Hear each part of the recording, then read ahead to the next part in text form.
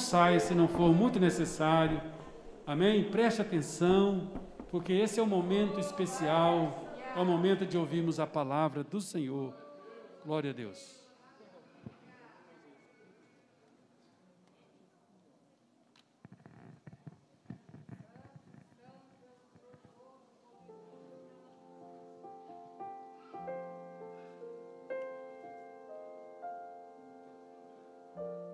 Alô? Alô? Alô? Pode dar um pouquinho de volume aí, porque o rapaz aqui é meio franzininho. Fala bem baixo. Faz o Senhor, irmãos. Vai te dar som mesmo aqui.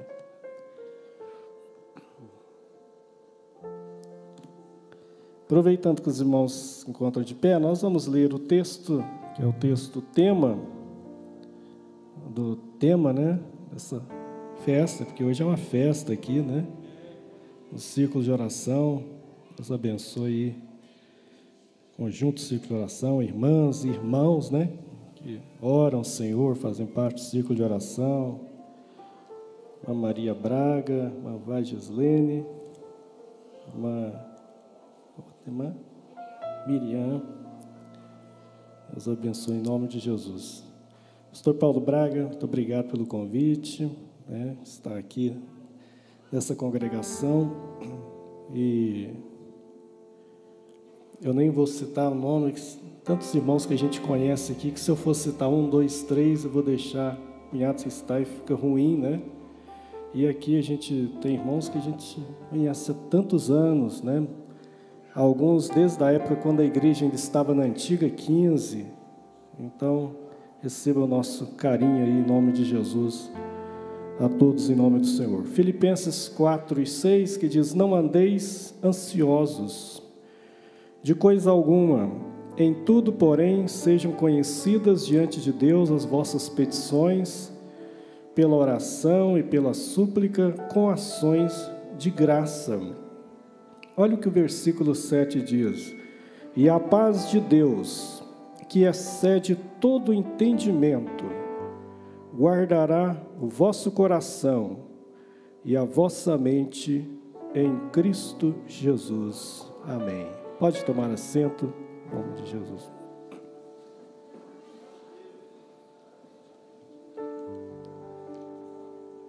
O Paulo me passou o tema, né? Eu achei maravilhoso esse tema escolhido, a oração que chega ao trono de Deus. Mas eu achei interessante o início do versículo.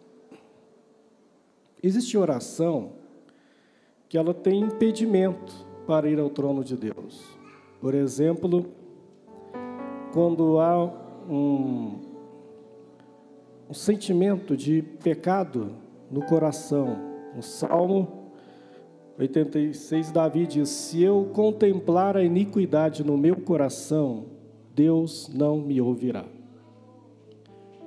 Então, existem essas situações. Mas, no caso, o apóstolo Paulo aqui, ele chama a atenção por duas coisas aqui. Não é tanto o que ele chama a atenção da oração que não chega no trono de Deus. Ele chama a atenção aqui no versículo, é justamente o inverso. É a oração que chegou, mas perante nós, na nossa ansiedade, ela não chegou. Nós vivemos numa época que é a grande época da ansiedade. E aí depois vem a pandemia, e aí a coisa ficou pior. E aquilo que já era potencializado, ficou mais, né?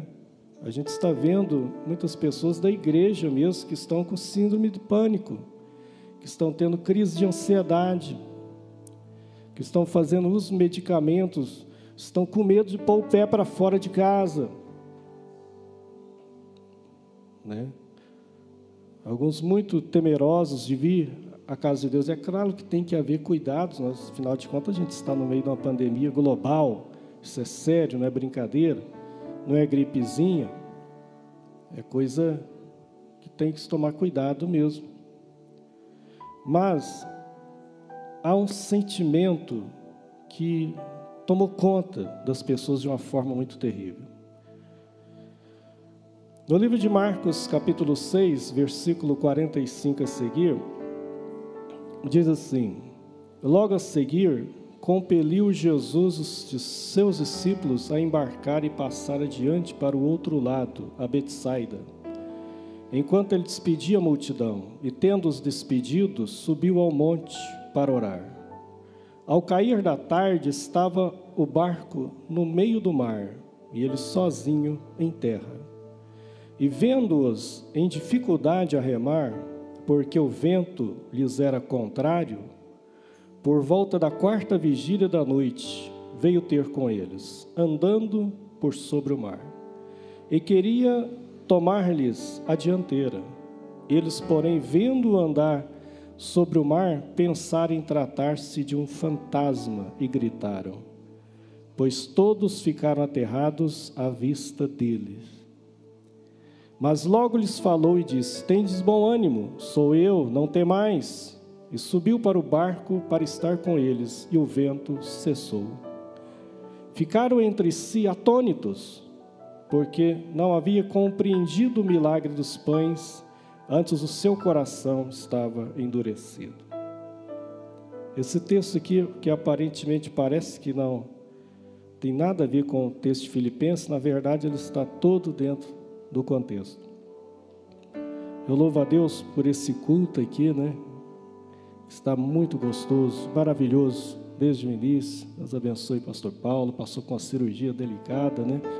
Deus está dando graça, recuperação, irmã Islene, corpo ministerial aqui, todos os irmãos. Louvo a Deus minha esposa, né, Cristina, que está aqui comigo, meus 3 filhos, né? Está Maria Luísa, Ana Júlia, Lucas, e alguns irmãos ali da congregação Betel, que estão nos dando alegria de estar conosco. Irmã Tânia, né, irmã Marli, Daone, seus 3 filhos, que vieram estar com a gente aqui hoje. Nós estamos gratos ao Senhor. Esse texto que a gente leu, que eu disse que relaciona-se com o texto que eu li, é porque Jesus ia passar para o outro lado, mas ele não foi com os discípulos. Ele fala: vocês vão e depois eu vou. Se você ler lá depois o Evangelho de João, capítulo 6, você vai ver que os discípulos reservaram barquinhos, foram nos barquinhos, deixou alguns em terra, e disseram para Jesus, né? Depois o Senhor vai, nós deixamos um barquinho aqui para o Senhor. Mas Jesus não falou que ia de barquinho, ele só falou que ia. Mas eles falaram: nós deixamos um barquinho, depois o Senhor vai. E eles foram, ele falou: depois eu encontro vocês. Então tá, vão com Deus. E eles foram. Só que enquanto eles estavam indo, veio a tempestade. E a tempestade forte. E parecia que o barco ia naufragar e eles junto, né? Os adolescentes cantou um hino muito lindo da Estila, né? Sobre o mar.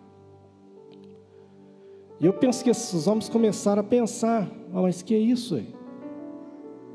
Foi ele que nos mandou ir. E agora vem essa tempestade. Foi ele que nos mandou. A gente é assim também. A gente pensa que se estamos fazendo a vontade de Deus, nada de ruim vai acontecer. A gente lê o Salmo 91, não como um salmo da soberania de Deus, mas lê um salmo de forma esotérica. Tem gente que até fala: olha, você deixa a Bíblia aberta no Salmo 91 no meio da casa para espantar os males. Quando não tem alguém que abre ela e coloca debaixo do travesseiro, como se fosse um amuleto.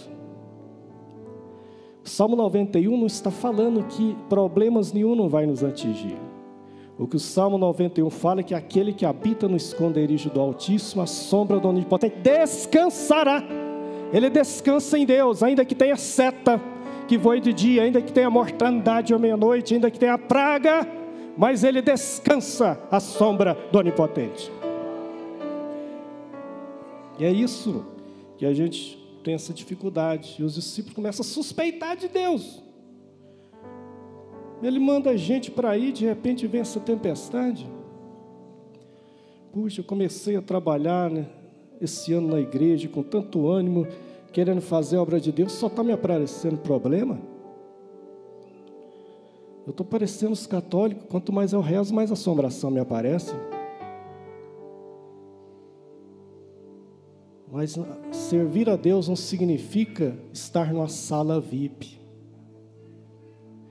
Jesus fala, no mundo tereis aflições, mas tende bom ânimo. Eu venci o mundo. E Jesus parecia demorar, e de fato ele demorou, porque Marcos relata um detalhe, ele só foi encontrar eles na 4ª vigília da noite. Você sabe o que é isso? Os judeus contavam da seguinte forma, o dia e a noite, eles separavam, eles não contavam um dia de 24 horas como nós, eles contavam 12 horas do dia, o dia era o dia e a noite, 12 horas da noite separado. Então, a primeira vigília era das 6 da tarde, das 18 horas às 21. Segunda vigília, das 21 horas à meia-noite. Terceira vigília, da meia-noite às 3 da madrugada. E a 4ª vigília era a última, era das 3 às 6. Primeira vigília, chuvão, vento, Jesus não veio. Segunda vigília, negócio só piorando, Jesus não veio. Terceira vigília, também não. Na 4ª, eu penso assim, lá para as 4 da madrugada, escuro, chovendo, a Bíblia diz que o vento era contrário, e de repente eles vêem uma sombra no mar andando, vindo na direção deles. Tem homem que diz, mulher grita muito. Ei, mulher grita qualquer coisa, mas homem grita também. Ali só tinha homem no barco. A hora que eles viram aquele negócio vindo, aquela sombra, 4 da madrugada, já assustaram. Irmão, a Bíblia diz que eles gritaram e só tinha homem no barco. Gritou e gritou muito. É um fantasma! Eles tinham muita superstição naquela época. É um fantasma! Agora que a coisa ficou ruim mesmo. Por que aconteceu isso? É porque eles pré-condicionaram a visita de Deus. Pré-condicionaram a visita de Jesus. Senhor, nós vamos, mas a gente deixou um barquinho para o Senhor. A gente faz isso também. Eu estou pensando como é que Deus vai me abençoar. Ah, vai ser naquela festa tal. Ah, vai ser naquele dia. Ah, vai ser através da irmã fulano de tal. Ah, Deus vai usar o irmão fulano de tal. E aí vai me abençoar. A gente pré-condiciona. Ó Jesus, a gente deixou um barquinho para o Senhor vir, tá? O Senhor vem. E quando Ele não vem no nosso barquinho, a gente assusta. Ó, eu deixei o meu barquinho, está lá Tiago 1. O meu está lá, Pedro 2. Mas Jesus veio de Deus, Ele vem andando sobre o mar. Ele vem como Ele quer. Ele vem na hora certa. Ele não vem nos nossos barquinhos. Ele não vem da forma que eu condiciono a sua presença ou a forma que Ele vem me abençoar. Ele vem como quer. Ele é Deus. Ele vem andando sobre o mar. E eles pensando que é um fantasma, e era Jesus que estava vindo para salvar eles. Às vezes é Jesus que está ali vindo te abençoar, e você está pensando que é um fantasma. Porque você pensou que Deus vinha pela esquerda, Ele veio pela direita. Você pensou que Ele vinha pelo sul, Ele veio pelo norte.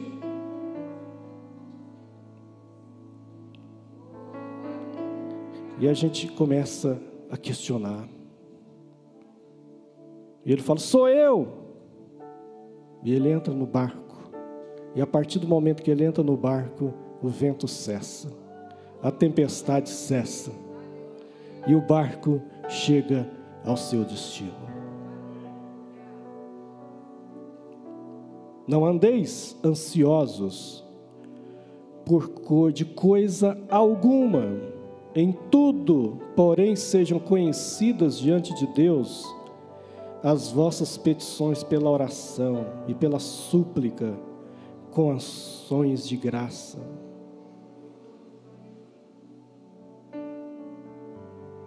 Qual que é a sua ansiedade hoje? Essa ansiedade,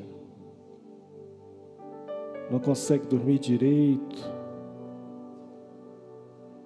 já foi até no psicólogo, e não estou dizendo que não deva ir, tem casos que tem que ter um acompanhamento, foi no psiquiatra, eu também não digo que não deva ir, que há casos realmente graves, ele receitou alguma coisa, mas aquilo não está resolvendo, porque às vezes você toma uma medicação e fica ali meio quase que dopada com aquilo, e a hora que passa o efeito, a ansiedade parece que volta de uma forma pior. Como é que eu sou curado disso? Só tem uma forma, quando eu entrego essa ansiedade nas mãos de Deus. Quando eu coloco ela nas mãos daquele que tudo pode fazer, dizendo: Senhor, eu não posso resolver isso, mas o Senhor pode. Senhor, os meus recursos acabaram de todas as formas que eu penso, mas o Senhor tem todo o poder nos céus e na terra. Eu então coloco essa minha ansiedade, como diz Pedro, ele diz: lançai sobre ele toda a vossa ansiedade. É interessante o termo que Pedro usa, ele diz: lança sobre ele a vossa ansiedade, porque ele tem cuidado de vós.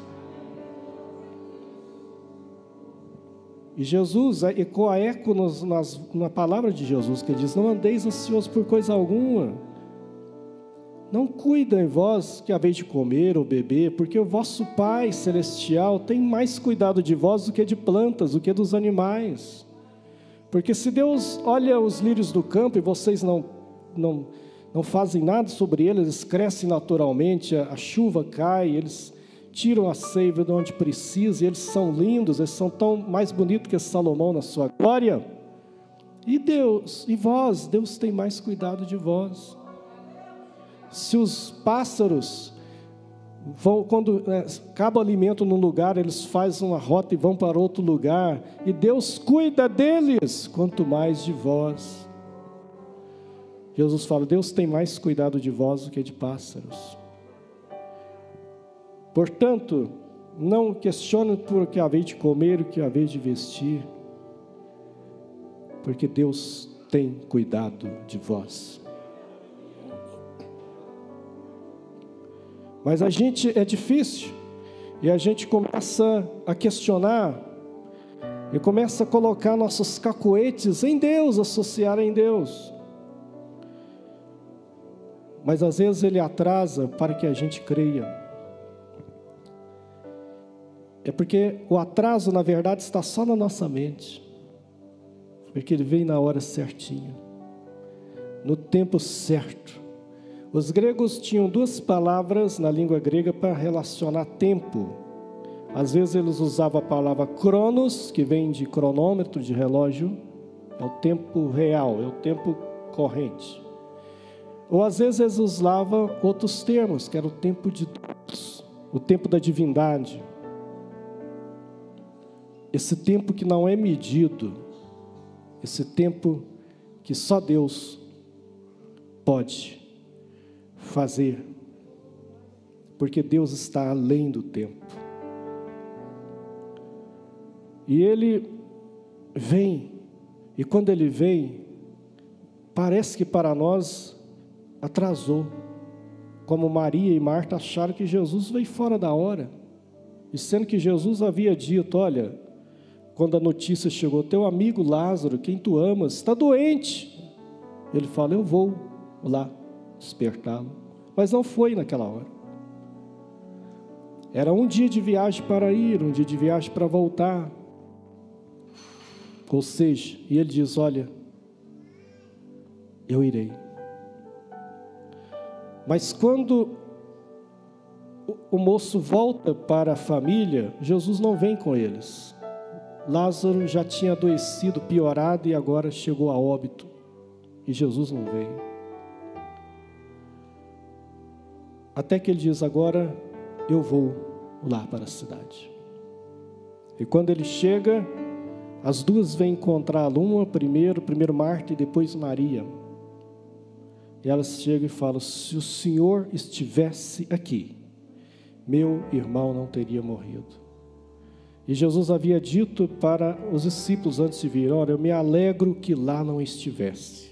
Se um pastor falar um negócio hoje, vamos dizer, é um insensível, não tem coração. E Jesus falou: eu alegro que eu lá não estivesse. E quando ele chega, elas falam: agora não tem como mais, ele já morreu, e o Senhor não estava aqui. E ele diz: olha, eu vou ressuscitá-lo. Ela falou: não, eu creio, Senhor, eu creio que no último dia haverá aquela grande ressurreição e o Senhor vai ressuscitá-lo. E Jesus falou: você não está entendendo, eu sou a ressurreição e a vida. Quem crê em mim, ainda que esteja morto, viverá. É interessante que ela cria no Jesus do passado. Ela disse: se o Senhor estivesse aqui no passado, meu irmão não teria morrido. Tem muita gente que acredita nas promessas da Bíblia. Ele crê em tudo que aqui está. Ele crê nessa visão.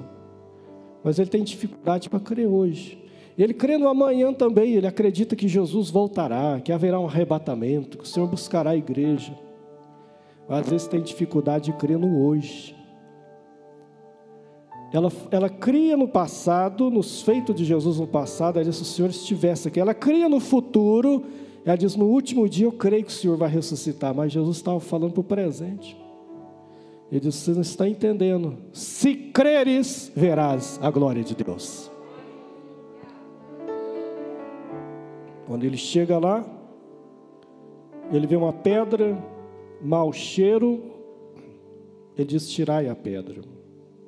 É interessante essa questão da pedra, porque existe pedra que eu e você podemos tirar, mas existe pedra que nós não podemos tirar. Quando Jesus morreu na cruz, estava na cruz antes de morrer, muita gente gritava: se tu és o Filho de Deus, desce da cruz. Às vezes o crente está na maior prova e é tentado a descer da cruz. Desce da cruz, desce da cruz. Ele não desceu da cruz. Ele morreu. Mas ao terceiro dia, havia uma pedra no túmulo de Jesus, selada pelo Império Romano. Ninguém podia violar, era sentença de morte quem se violasse. Selada pelo Império Romano, com vários guardas ali.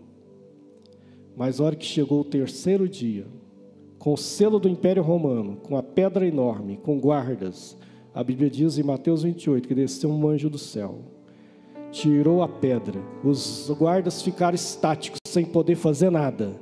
A pedra foi removida e Jesus ressuscitou.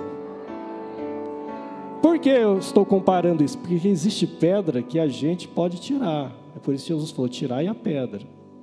Eles podiam tirar pedras, não podiam ressuscitar morto. E eles tiraram. Aí Jesus falou: Lázaro, sai para fora. Quando eu me converti, a primeira revista de escola dominical que eu estudei, eu bem novinho, escrita pelo pastor Lourenço Olson, era sobre o Evangelho de João. E lá, o pastor Lourenço Olson dizia no seu comentário que Jesus teve que especificar o nome de Lázaro, porque se ele não fala Lázaro, sai para fora, se ele só grita e fala ressuscitem, ou ressuscite, todos os mortos ressuscitariam. Tal é o poder do nome de Jesus. Por isso que ele especificou quem era para ressuscitar. Porque se ele dá um brado geral, ressuscitava todo mundo ali na hora. Então ele especifica: é só Lázaro agora. Mas existe pedra que a gente não pode tirar. Existe pedra que por mais que a gente esforce, a gente não consegue. E aí vem os apelos para que a gente desça da cruz. Essa pedra só Deus pode tirar. Aquela ali, os discípulos não podiam fazer nada de Jesus, mas na hora que chegou a hora da operação de Deus e da ressurreição, não tinha o Império Romano, não tinha soldado, não tinha um peso de uma pedra, nada podia suportar ao poder do Senhor. Tem tanta gente que vive uma vida dizendo, a minha vida não vai para frente, é porque o inimigo está fazendo isso comigo, é o inimigo, é o diabo, é o diabo. Tem gente que fala mais no diabo que no nome de Jesus. É o inimigo, é o inimigo, é o inimigo. Vê diabo em tudo. Vê diabo atrás da cortina. Sente vibrações esquisitas em qualquer lugar. Eu não sei o que. Ali, eu tenho medo daquilo ali, não sei o que, né? É coisa estranha. Eu não estou dizendo que isso não existe, é claro que existe. Quando eu fui pastorear a primeira congregação que eu fui dirigir, Daniel Fonseca, eu vi de perto o que é o mundo espiritual, um local ali completamente próximo do rio Berabinha, e muitas vezes a gente ia para o culto, estava descendo as mulheres lá com saiona de baiana mesmo, né? Eles iam lá fazer despacho no rio Berabinha, sem me conhecer. Eles olhavam com o olho todo vidradão assim, eu passando de carro, e falavam, o pastor está aí. Eu sabia, então a gente sabe, foi fácil, foi uma luta espiritual terrível ali, enquanto a gente sabe que existe. Agora a gente tem que ter a consciência que nós estamos guardados no Senhor, que maior é o que está conosco que o que está no mundo, que agindo eu, quem impedirá? Essa certeza que eu tenho que ter. Quando chega a hora de Deus operar, meu irmão, não tem diabo, não tem inferno que segura a operação de Deus. A tua bênção vem de qualquer forma. Não tem nada. E os demônios sabem. Um gadareno vem encontrar Jesus com 6.000 demônios. 6.000 no homem. Mas na hora que eles veem Jesus, ele fala, o Senhor já veio atormentar nós antes do tempo, já veio lançar a gente no abismo agora, deixa a gente pelo menos entrar nos porcos. E Jesus calado, não falou nada, mas eles sabem quem é Jesus. A Bíblia diz que eles tremem. E Jesus só falou, podem ir, e pronto. Eles já vão porcos e aquele homem fica liberto na hora. O poder do nome de Jesus é algo extraordinário. Hoje eu estou aqui para te dizer que a sua oração foi ouvida, que a sua oração chegou ao trono de Deus, mas a sua ansiedade faz parecer que não chegou.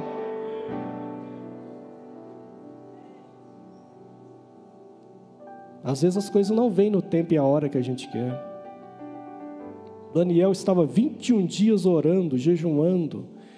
Ele olhou o livro de Jeremias e viu que os 70 anos do cativeiro tinham se cumprido. Israel não voltava. Então ele falou, vou fazer aqui um propósito de 21 dias. E orando. No primeiro dia nada, no segundo nada. E foi. Chegou nos 21 dias, um anjo aparece. Gabriel. Ele diz, Daniel, tu és muito amado. Desde o primeiro dia das tuas súplicas, ela foi ouvida e chegou ao trono de Deus. Mas o príncipe da Pérsia, falando sobre uma potestade espiritual, veio ao meu encontro. Mas Deus enviou Miguel para me ajudar. E agora, de repente, os judeus, vem um decreto e eles começam a voltar para a pátria. Deus toca no coração de um rei ímpio que assina ali um decreto e os judeus começam a voltar. A oração foi ouvida. Deus falou, Miguel, vai lá e rasga aquela nuvem de demônios lá, porque o meu servo Daniel está clamando ali. Ele está precisando de uma resposta.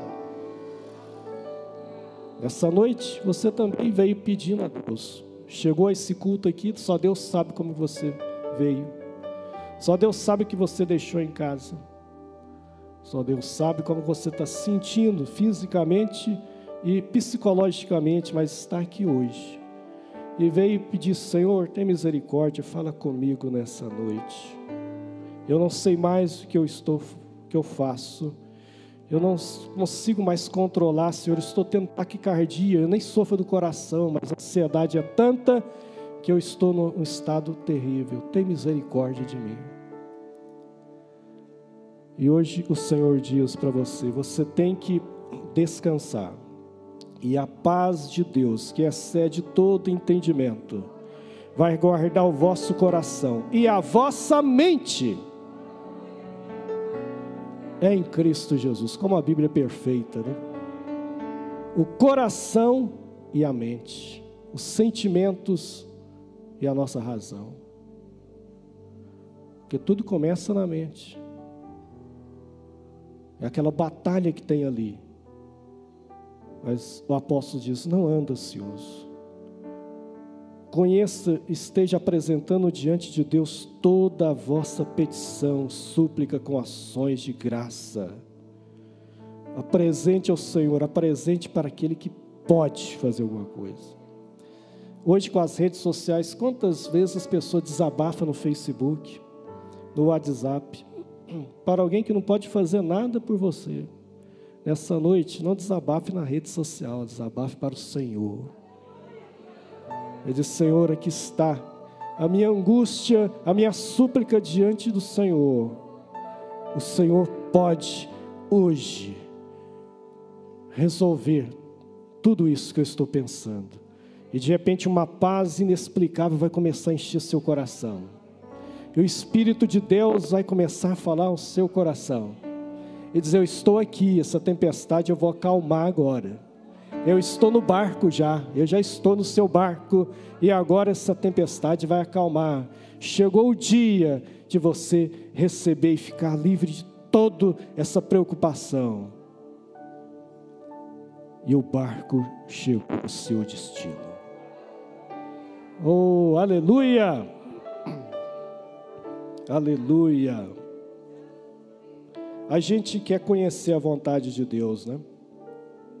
A gente corre atrás de uma palavra para conhecer a vontade de Deus.